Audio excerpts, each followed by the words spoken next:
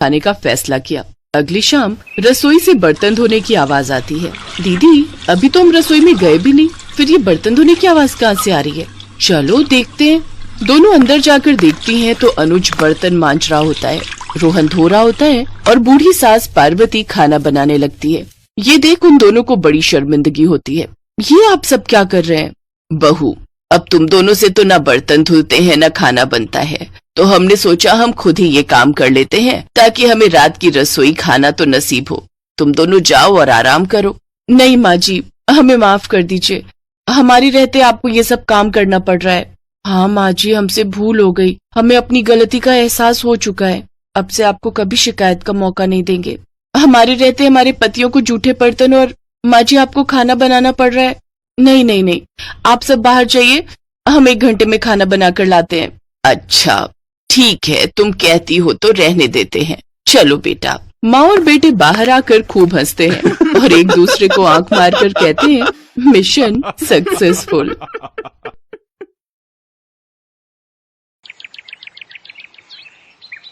एक रोज शाम के वक्त हिना अपनी माँ के साथ बैठी हुई होती है। तभी वो अपने फोन में अपनी माँ को एक लड़की की फोटो दिखाते हुए कहती है, माँ ये देखो, ये लड़की कितनी मॉडर्न एंड टॉल है, ये मेरे भैया के साथ एकदम फिट बैठेगी। तभी उस घर की बड़ी बहू मानसी वहां आती है। चलिए माँ जी, हिना दीदी खाना लग गया है। बहू यहाँ तो आ, ये देख हम तेरे देवर के लिए रिश्ता.com की साइट पे लड़की ढूंढ रहे हैं, जो कि सुंदर होने के साथ साथ अमीर भी है। अब तेरे गरीब मायके वालों ने दहेज के नाम पर 1-2 चीज पकड़ा दी बस, इसलिए अब मैं अपनी छोटी बहू अमीर खानदान की लाऊंगी, जो कि भर भर कर दहेज लाए। हाँ, वो अपनी बड़ी बहू को ताने दे ही रही थी कि तभी उसका छोटा बेटा हितांश एक मॉडर्न लड़की के साथ घर आता है। उन दोनों के गले में वरमाला डली हुई थी। हितांश बेटा, ये लड़की कौन है? माँ ये जूली है और हम दोनों ने शादी कर ली है। क्या? तुम दोनों ने शादी कर ली? मैं नहीं मानती इस शादी को। हाँ तो किसे फर्क पड़ता है आपके मानने या ना मानने से? वैसे भी वो कहावत तो आपने सुनी ही होगी कि जब मियाँ बीबी राजी तो क्या करेगा काजी। मैं जानती हूँ, जरूर इस डायन ने ही तुझे भड़काया होगा। मैं इस डायन को हरगिज अपनी बहू नहीं मानूंगी।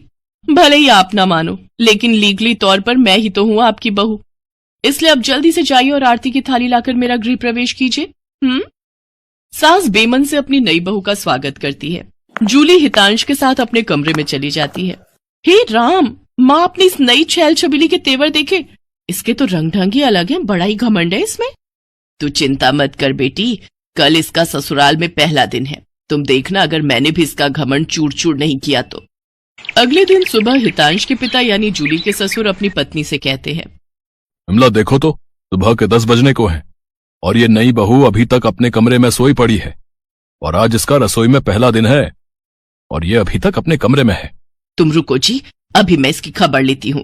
नई बहू, अरे ओ नई बहू। कुछ देर बाद जूली वहां आती है। क्या बात है मम्मी जी, क्यों सुबह सुबह इस घर को मच्छी बाजार बनाकर रखा है? छोटी बहू, ये क्या तरीका है अपनी सास से बात करने का? हितांश, हितांश जरा बाहर आना तो। अब क्या हुआ जूली डार्लिंग?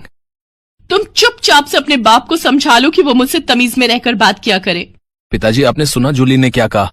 नालायक, इस दिन के लिए पैदा किया है क्या तुझे कि तू अपनी बीवी का जोरू का गुलाम बन जाए? बस आपसे ही सीखा है पिताजी। जूली की सास खाने की लिस्ट नई बहू के हाथ में देती है और कहती है, ये ले, ये तेरी पहली रसोई की लिस्ट है, आज तुझे ये सब खाना हम सबके लिए बनाना है। और हाँ, उसके बाद किचन की साफ सफाई भी कर देना। सासू माँ, ना तो मैं खाना बनाऊंगी और ना ही सफाई करूंगी। बहू आई है घर में, कोई काम वाली बाई नहीं जो उसे आते ही काम बता दिए। भले ही ससुराल में मेरा पहला दिन हो, लेकिन इस पहले दिन से अब आप लोगों की जिंदगी बदलने वाली है। तो मेरी प्यारी ननद जी, पहले तो आप इस घर की साफ सफाई करोगी और सासू माँ आप बनाएंगी खाना, और वो भी मेरी पसंद का। मैं ये सब नहीं करूंगी, समझी? देवरानी जी, ये सब क्या कह रही हैं आप? हम इस घर की बहू हैं और ससुराल वालों का ख्याल रखना हमारा फर्ज है। जेठानी जी, इन जैसे फर्जी लोगों के लिए काहे का फर्ज? इनके साथ तो यही होना चाहिए। बड़ी जुबान चलती है तेरी, मैं तो तुझे छत से धक्का ही दे दूंगी, फिर तू भूतनी बनकर भटकती रहना। और ये हो गई आपकी कही बातों की सारी रिकॉर्डिंग। अब अगर सासू माँ आप